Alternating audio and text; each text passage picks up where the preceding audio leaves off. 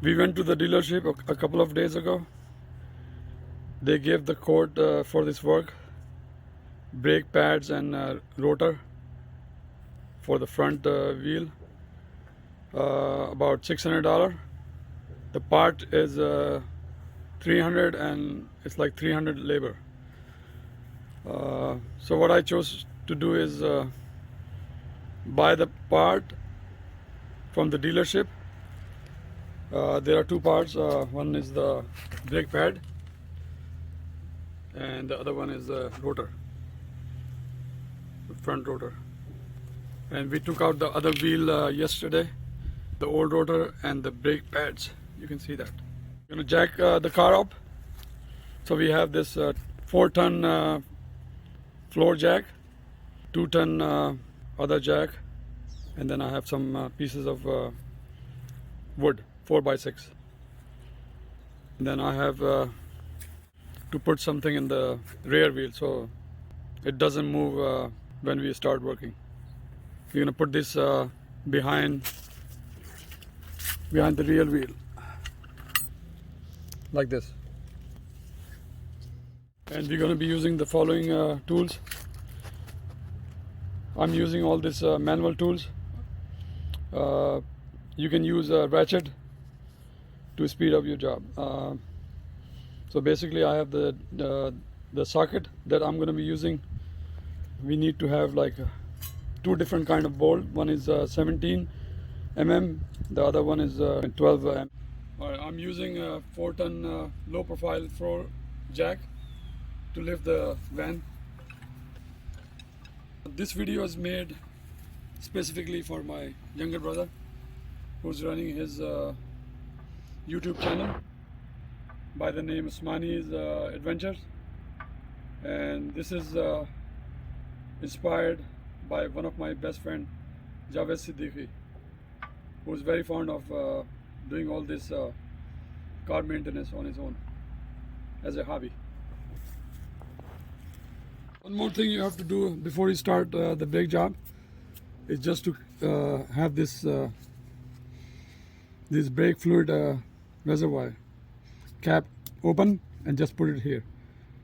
So when you replace the new brake pad and you set the brakes, there will be a pressure and the oil will go up, and you don't want to have any bubbles in the fluid.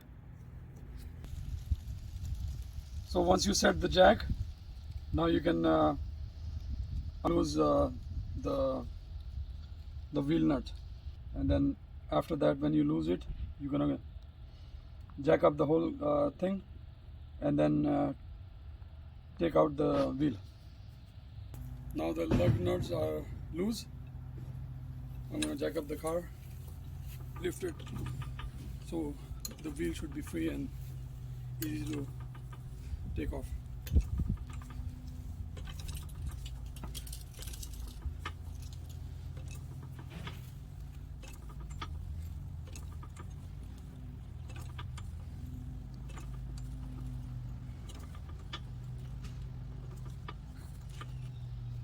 You can see. So now you can take off the wheel nut, but before you do it, I just wanted to put extra jack and some wood lock to support the car in case the jack fails or anything happen, you know. So you have other thing to support the car. It won't fall all the way. So you can see I have other 2-ton stationary jack set on the one side beside the jack I'm using to lift the car, and then I have another like wood log, like 4x6. I have like 3 pieces that's set up underneath the car, so if the car goes down. Now you take the wheel lugs out to remove the tire.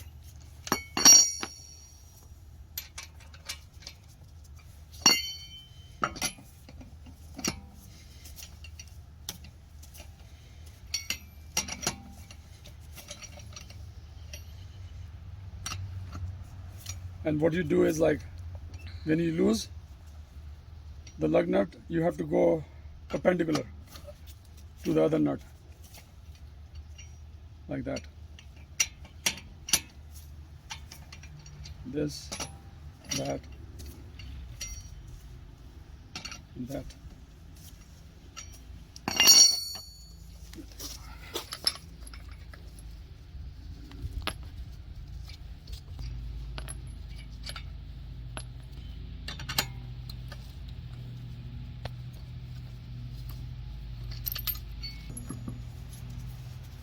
So all that nut out. You can remove the wheel now. Pretty easy. And what I do is like put the wheel also in the underneath the van, another support. So basically there are like 4 bolts that you need to take out. Those bolts and the bolt inside. You can see here, one on the top, one on the bottom.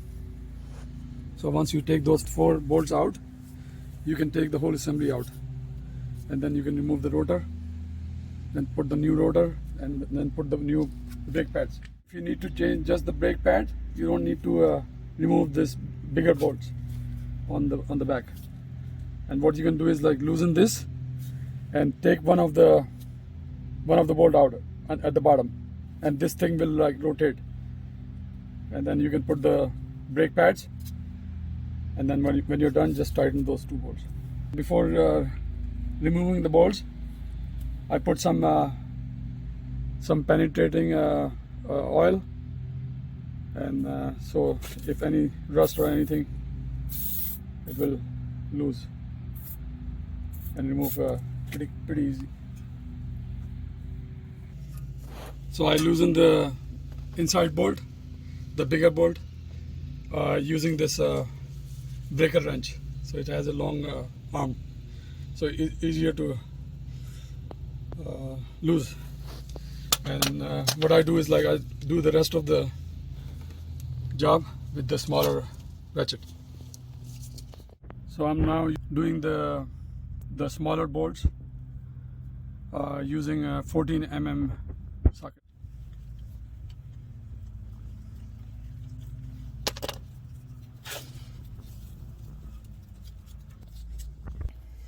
So these are the smaller bolts I removed from the front assembly.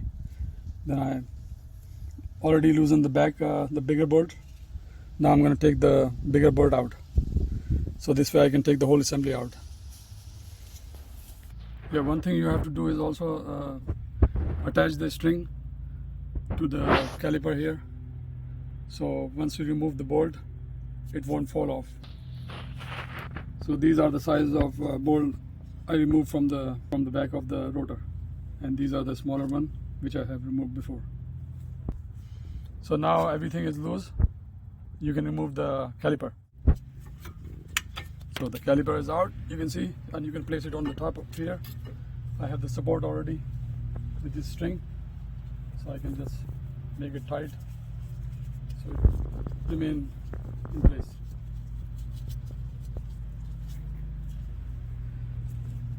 Now you can see this old brake pad. I'm gonna have to take it out.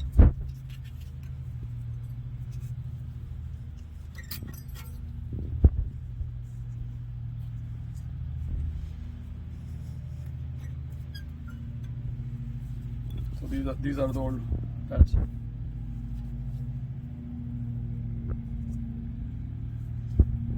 So you can see this the thickness of the old pad. I'll show you the new pad thickness. This is the old one, that's the new one I bought it. You can see the new pad like versus what happened to the old pad. It's maybe 1/4 of the new one. So what I do is like I use the penetrating oil just to remove the rust or any corrosion on the existing part that I'll be reusing it. So I'm just spraying those oil, penetrating oil.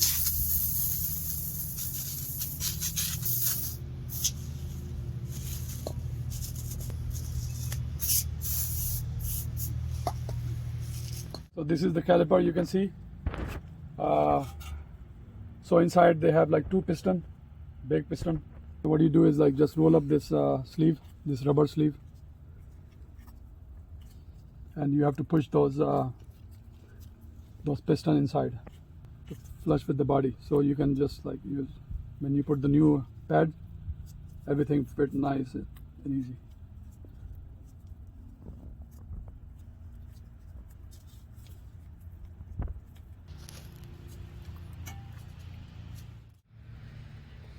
So I'm using the C clamp to compress that cylinder.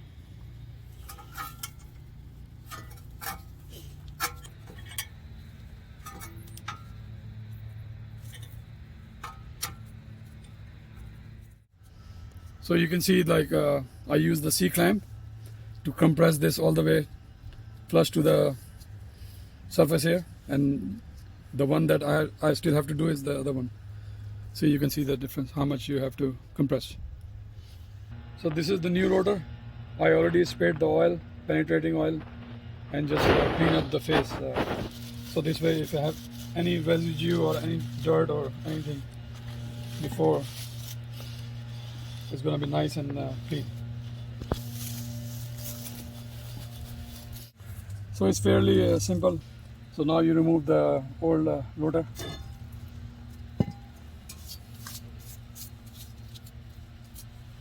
And I have this new rotor.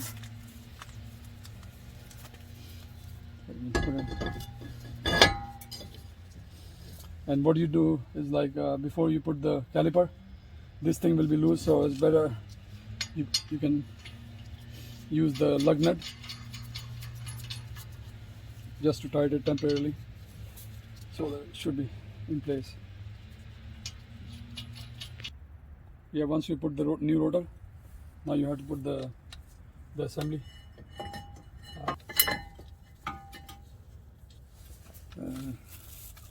So we're going to be using those two bigger bolts to get this in place.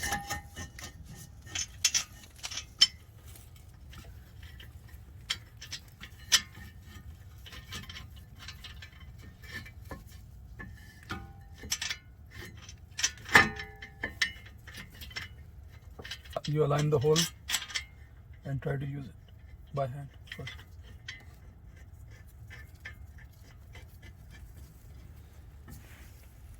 So the top one is done.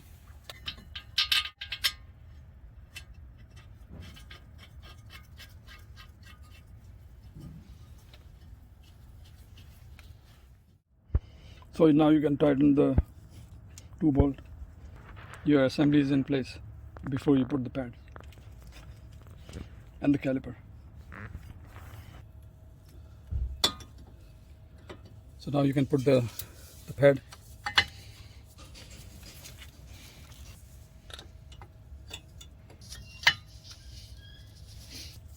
So now the pads are in. The tricky part is like they have this this pin that goes in the pad. It's just like a tensioner to make it pad in place, and you know you have like two functions. One is the piston that put the pressure when you apply the brakes, and then this the tensioner that keeps it the pad in place and evenly. So they are like worn out evenly. So once the brake pad are in place like that with the tensioner, now what you have to do is like put this caliper on the top of it. So I put the caliper here, put this bolt here. Now I'm putting the bottom bolt. So once I put the caliper on, all I need to do is like tighten this bolt, tighten that bolt.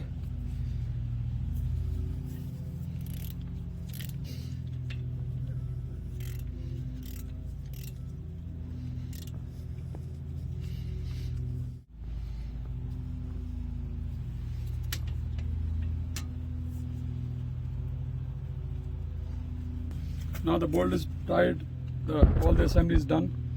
All I need to do is like put the tire back and tighten all lug nuts, and I go inside the car So I go inside the car and I'll see the brake pedal is like right on the floor. So what I have to do is like just pump it like back and forth like that until you see like it's gonna be stable, and then you don't see any loose or it going down all the way to the floor.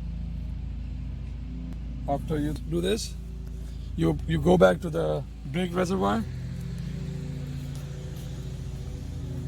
and open it like that and then close it. That's it. The job is done. Thank you.